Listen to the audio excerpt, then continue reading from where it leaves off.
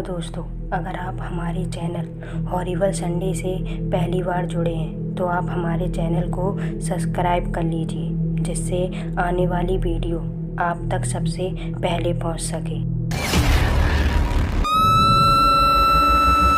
पिछले आधे घंटे से लगातार बारिश हो रही थी।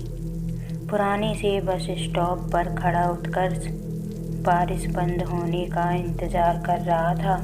दरअसल कुछ दिन पहले उसका भाई जतिन अंगदपुर गांव में हो रही अजीब घटनाओं की जांच करने आया था, लेकिन लगभग 15 दिनों से उत्कर्ष की ना ही उससे बात हुई थी और ना ही उसका कुछ अता पता था।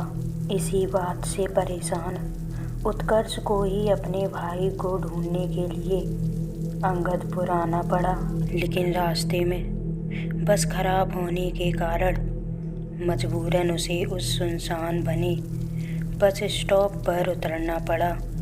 अंधेरा काफ़ी था, ऊपर से बादल भी काले छाए हुए थे, इसलिए आसपास का नज़ारा बहुत ही भयानक लग रहा था। उत्कर्ष मन ही मन सोच रहा था कि वो यहाँ उतर तो गया है, लेकिन गांव कैसे पहुँचेगा, क्योंकि उसका फ़ोन भी चार्ज ना होने की वजह से बंद हो गया था। बारिश के बंद होते ही उत्कर्ष आगे की तरफ बढ़ गया। थोड़ी दूर चलने के बाद वो रुक गया, क्योंकि उसे समझ नहीं आ रहा था कि वो किस रास्ते पर जाए। मुझे तो कुछ समझ नहीं आ रहा, आखिर अंगदपुर के लिए कौन सा रास्ता सही है। उत्कर्ष ये अपने मन में बड़बड़ाए जा रहा था कि तभी अचानक, कहाँ जाओगे बेटा, अटकते शब्दों के साथ पीछे से एक आवाज़ सुनाई दी।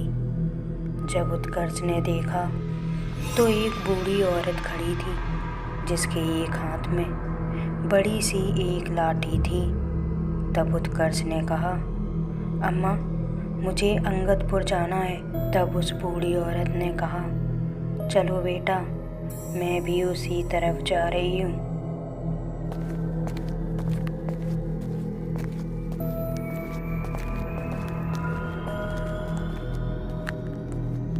वैसे बेटा, तुम्हें उस गांव में क्या काम है? तब उत्कर्ष ने बताया कि कुछ दिन पहले मेरा भाई उस गांव में गया था और तब से उसका कुछ अता पता नहीं है। मैं उसी को ढूंढने के लिए इस गांव में आया हूँ। तभी उस बूढ़ी औरत ने कहा, जाओ बेटा, तुम्हारी मंजिल आ गई। जब उत्कर्ष ने देखा तो वो सच में एक गांव के बाहर खड़ा था। जब उत्कर्ष उस औरत को धन्यवाद देने के लिए पीछे मुड़ा तो उसका कलेजा मुंह को आ गया, क्योंकि वो औरत वहाँ नहीं थी। गांव में एकदम सन्नाटा पसरा था। उसे कुछ समझ नहीं आ रहा था कि आखिर वो मदद के लिए किस घर का दरवाज़ा खटखटाए।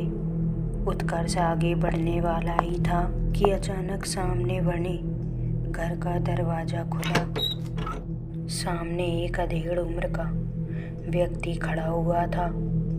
उसने एकदम भारी आवाज़ में कहा, कौन है वहाँ? उत्कर्ष के बोलने से पहले ही उस व्यक्ति ने उसे घर के अंदर आने को कहा।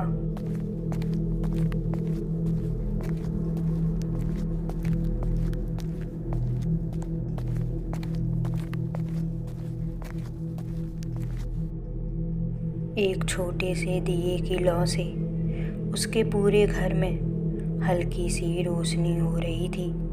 उस व्यक्ति ने कहा, किसे ढूंढने आए हो? उत्कर्ष हैरान हो गया था कि आखिर उसे कैसे पता चला कि मैं यहाँ किसी को ढूंढने आया हूँ। उत्कर्ष ने उस व्यक्ति से पूछा, आपको कैसे पता कि मैं यहाँ किसी को ढूंढने आया हूँ? वो व्यक्ति हल्की सी मुस्कुराहट के साथ हंसते हुए बोला, यहाँ हर दिन कोई ना कोई अपनों को ढूंढने आता है और खुद हमेशा के लिए गुम हो जाता है। और इन सब का कारण है गांव के बीचों बीच बनी रानी अमरावती की वो हवेली।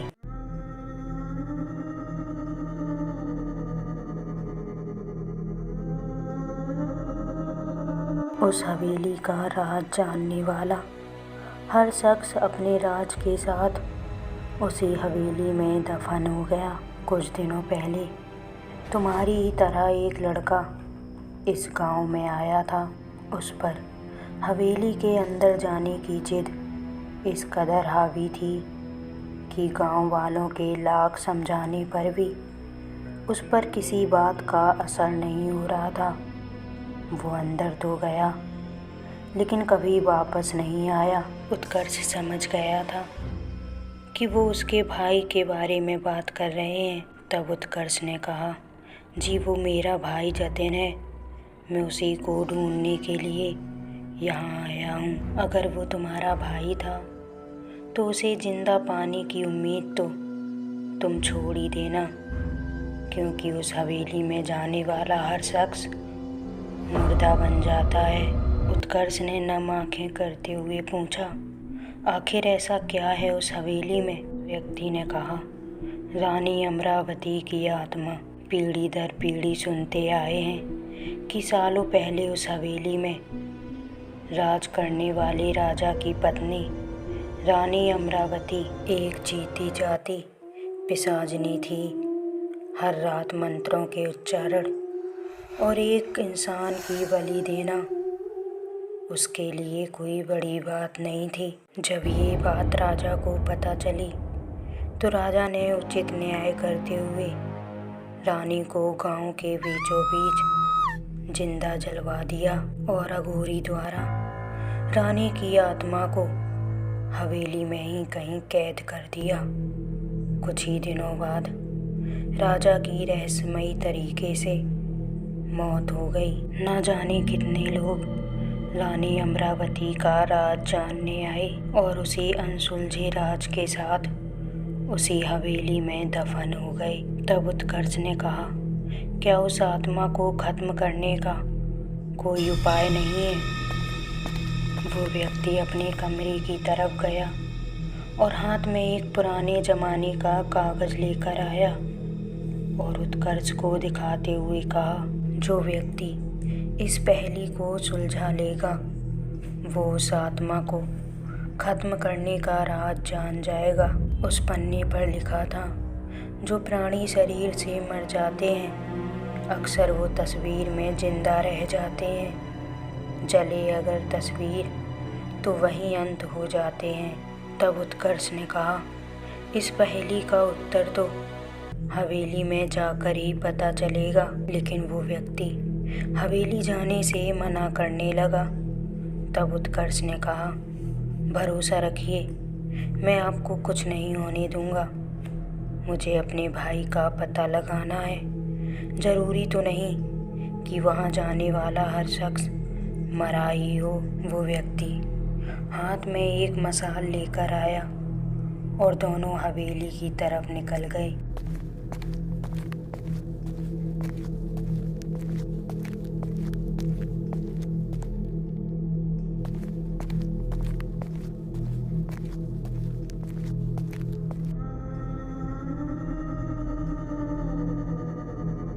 हवेली को देखकर तो उत्कर्ष भी थोड़ा सा सहम गया था, लेकिन तभी उसे अपने भाई का ख्याल आया। दोनों हवेली के बीचों बीच में खड़े थे।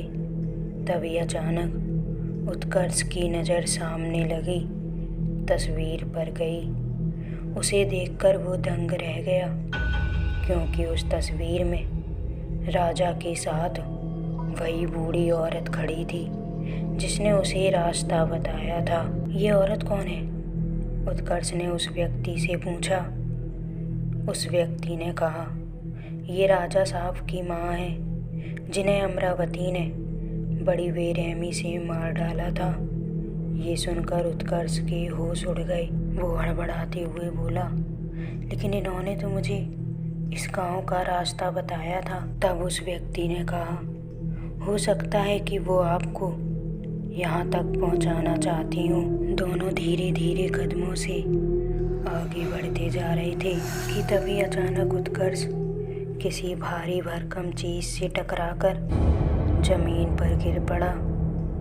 जब उसने ध्यान से देखा तो उसकी चीख निकल गई, क्योंकि वो उसकी भाई की लाश थी जो आधे से ज़्यादा सड़ चुकी थी। अचानक एक कमरे से पायल की आवाज़ सुनाई दी। धीरे धीरे दोनों उस कमरे की तरफ बढ़ते जा रहे थे। तब उस व्यक्ति ने कहा, ये रानी अमरावती का कमरा है। जब दोनों कमरे में पहुंचे तो अंदर कोई नहीं था। ये रानी अमरावती की आत्मा है जो हमें भटकाने की कोशिश कर रही है। हमें जल्दी ही कुछ करना होगा, नहीं तो वो हमें मार देगी। तब उत्कर्ष ने ध्यान दिया कि उस कमरे में ज़्यादा कोई सामान नहीं था। एक बड़ी सी तस्वीर लगी थी। उस तस्वीर को देखते हुए उत्कर्ष एकदम चिल्लाकर बोला, पहेली का उत्तर मिल गया। तब उस व्यक्ति ने डरते हुए कहा, लेकिन इस तस्वीर में ऐसा क्या है जो तुम्हें उस पहेली का अर्थ समझ में आ गया? उत्कर्ष ने कहा, उस पहेली में लिखा था, जो प्राणी शरीर से मर जाते हैं, यानी जिन लोगों की मौत हो जाती है, अक्सर वो तस्वीर में जिंदा रह जाते हैं। यानी रानी की आत्मा को इसी तस्वीर में कैद किया है। जले अगर तस्वीर तो वहीं अंत हो जाते हैं। यानी अगर इस तस्वीर को जला दिया जाए तो आत्मा का अंत हो जाएगा। उत्कर्ष ने कहा, जल्दी इस तस्वीर में मसाल से आग लगा दो। जैसे ही वो व्यक्ति आग लगाने के लिए आगे बढ़ा, अचानक एक चीख के साथ एक काली परछाई जिसके एक हाथ में चाकू था उनकी तरफ बढ़ती आ रही थी, और वो तस्वीर अपने आप ऊपर की तरफ खिसक रही थी। उत्कर्ष ने उसे अपने हाथों से पकड़ लिया और उस व्यक्ति से कहा, जल्दी मेरे शरीर में आग लगा दो, ना तो मैं भी मारा जाऊंगा और तुम भी। ना चाहते हुए उस व्यक्ति को उत्कर्ष के शरीर में आग लगानी पड़ी। उत्कर्ष का पूरा शरीर जलने लगा था। हाथों में पकड़ी तस्वीर के आग पकड़ते ही वो साया चीख के साथ वहाँ से गायब हो गया। उत्कर्ष की मौत के साथ वो तस्वीर भी वहीं राख हो गई और रानी अमरावती का वहीं अंत हो गया।